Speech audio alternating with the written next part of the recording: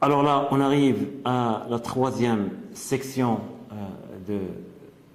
et la dernière section de ce chapitre. C'est le post-taylorisme, ou bien l'école des relations humaines. L'école des relations humaines part du caractère démotivant de l'OST et avance que cette démotivation-là peut être même un frein à l'augmentation de la productivité. Si par exemple l'OST et le Fordisme avaient comme objectif l'augmentation de la productivité, les conditions créées au sein de l'entreprise peuvent devenir en même temps un obstacle vers l'augmentation de cette productivité à cause justement de la démotivation des travailleurs. Cette critique de l'OST par ce courant de pensée qui est l'école des relations humaines a été empiriquement démontrée, ça veut dire cette critique s'est basée sur des recherches empiriques dans des entreprises. Les principales conclusions des recherches de cette école sont la quantité de travail accompli par un individu n'est pas toujours déterminée par sa capacité physique.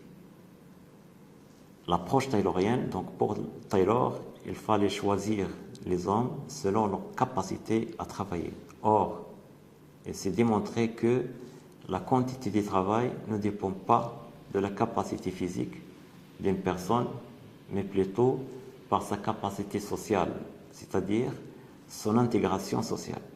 Si une personne est bien intégrée, s'il se sent heureuse au sein de son travail, son rendement sera meilleur. Au contraire, s'il est démotivé, quelle que soit sa capacité physique, son rendement ne sera pas bon. Ça, c'est parmi les résultats qui ont découlé des recherches empiriques menées par des chercheurs en organisation. Deuxième résultat, c'est que les récompenses non financières, telles que l'estime, les relations sociales, la reconnaissance, etc., jouent un rôle essentiel dans la motivation. Autrement dit, les récompenses financières ne sont pas toujours suffisantes pour la motivation des gens. Donc il faut, en plus des récompenses financières, qu'il y ait l'estime, qu'il y ait la reconnaissance pour vraiment motiver la personne.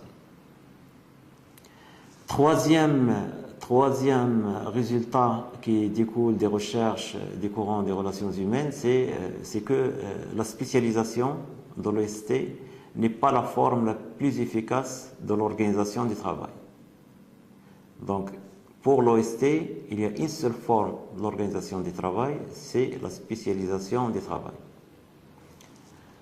Or, il s'est avéré qu'il y a d'autres formes qui peuvent être plus efficaces que l'organisation basée sur la spécialisation du travail. En effet, les employés ne réagissent pas en tant qu'individus, mais en tant que membres d'un groupe ayant sa propre logique de fonctionnement et de valeurs. Les hommes au travail ne fonctionnent pas en tant qu'êtres individuels dont l'intérêt est donné essentiellement à la récompense financière, mais ils agissent en tant que membres d'un groupe qui a sa propre logique de fonctionnement et ses propres valeurs.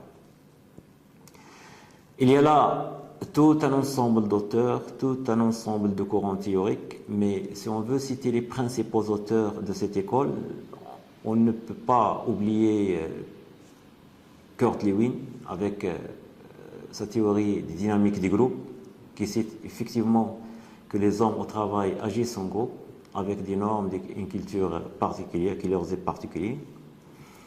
On ne peut pas aussi oublier de citer Maslow avec la hiérarchie des besoins et que montre effectivement qu'au sein de l'entreprise, il n'y a pas tout simplement des besoins physiologiques, mais l'on peut développer toute une échelle de besoins qu'il faut satisfaire. Il faut citer aussi Herzberg, qui parle de la motivation des hommes et qui parle des facteurs d'hygiène, des facteurs de motivation. Il faut parler, par exemple, de MacGregor avec sa théorie X et sa théorie Y, etc. Donc là, ce sont les principaux auteurs qui, vraiment, leurs travaux sont centrés sur le développement de nouvelles formes d'organisation où l'homme se sente plus heureux, se sente plus motivé et son rendement plus important. Ces critiques-là ont bien entendu débouché vers d'autres formes d'organisation post-tayloriennes qui donnent l'importance à l'aspect social au sein de l'organisation. Si on veut résumer un peu ces formes d'organisation post-taylorienne, on peut dire qu'ils ont tout d'abord un aspect défensif. Donc, ils sont venus pour remédier aux dysfonctionnements liés au taylorisme. Ils constituent une nouvelle forme de compétitivité économique ou de stratégie compétitive. Donc, c'est développer plus de flexibilité, une nouveauté au niveau technologique, être apte à s'adapter, à réagir rapidement à l'évolution de la demande. Donc pour ça, il faut avoir des équipes flexibles, une organisation qui n'est pas rigide, comme ce qu'on a vu au niveau des Fordisme ou bien chez Taylor. Il favorise aussi, ce courant-là, l'automatisation des processus de production pour remplacer un peu l'ancien ouvrier spécialisé. Et enfin, il vise l'élévation des niveaux culturels des ouvriers, qui est très importante parce que finalement, un ouvrier, c'est un être qui pense, c'est un être intelligent qui doit vivre et travailler dans un milieu qui le reconnaît.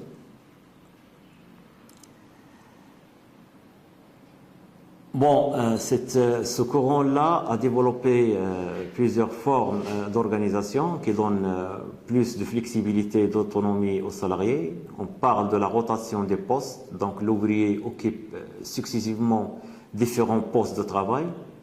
Donc c'est moins de monotonie, une vision plus globale des processus de production, une responsabilisation accrue. Donc l'ouvrier n'est plus la pseudo-machine fixée à un poste de travail qui fait le même geste répétitif à longueur de journée, mais c'est un être qui peut acquérir de nouvelles connaissances, qui peut pratiquer son intelligence, qui peut assumer une responsabilité, etc. On parle aussi de l'élargissement des tâches, donc les tâches sont moins fragmentées et donc nécessairement plus intéressantes. Donc au lieu de faire toute une petite tâche, on essaie d'élargir un peu les tâches pour qu'elles soient plus intéressantes à réaliser.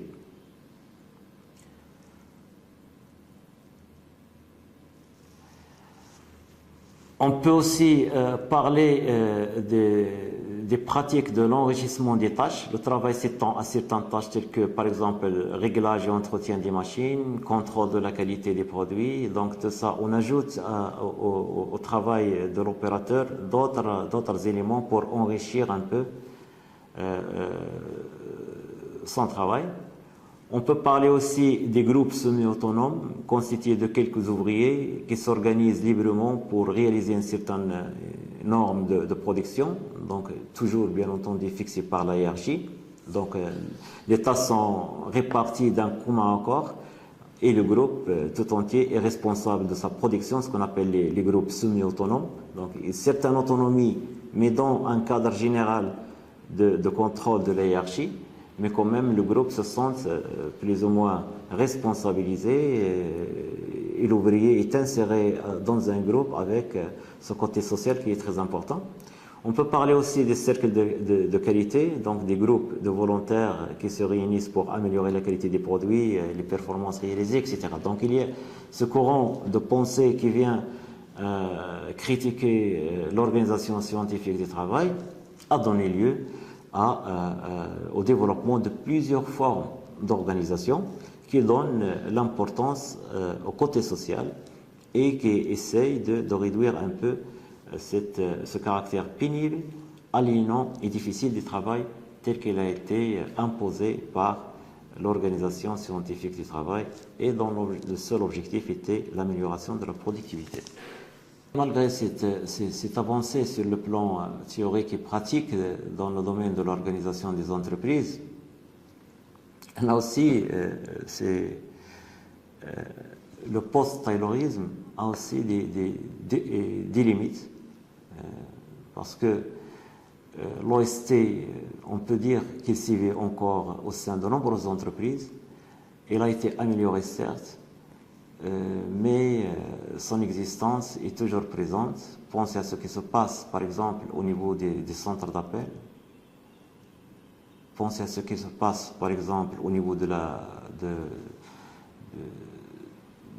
grande restauration, etc. Donc là ce sont les séquelles, pas les séquelles, mais plus que les séquelles, ce sont des formes d'organisation scientifique de travail qui sont encore là et qui ont pour seul objectif l'amélioration de la productivité.